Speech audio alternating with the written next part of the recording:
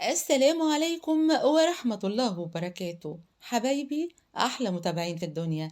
الجو البارد ده محتاج لطبق شوربة. علشان كده النهاردة هعمل معاكم شوربة لسان العصفور. هنعملها بطريقة سهلة اقتصادية لذيذة جدا. يلا نسمي الله ونبدأ مع بعض. محتاجين مكعب من الزبدة ما يعادل معلقة من الزبدة أو السمنة المتاح عندنا، عليها معلقة من الزيت.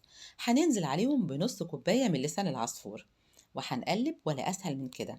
ولما يوصل معانا للون الذهبي هنكون مجهزين بصلاية متوسطة بشرينها ناعم، هننزل بيها زي ما انتوا شايفين معايا كده وهنقلب.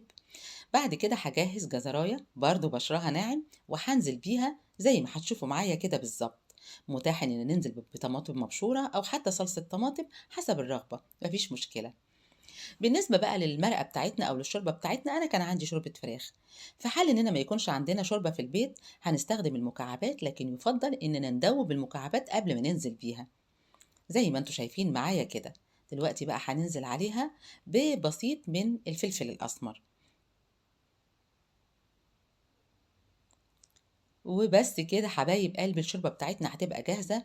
بتاخد معانا غلوتين على النار، بعد كده بنطفي عليها ونقدر نقدمها بعد 10 دقايق. بتكون جاهزة معانا وجاهز معانا أحلى طبق شوربة ممكن تدوقوه.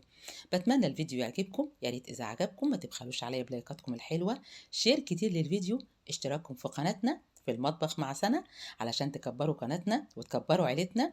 واستنوني دايما في المطبخ مع سنة. بحبكم، السلام عليكم ورحمة الله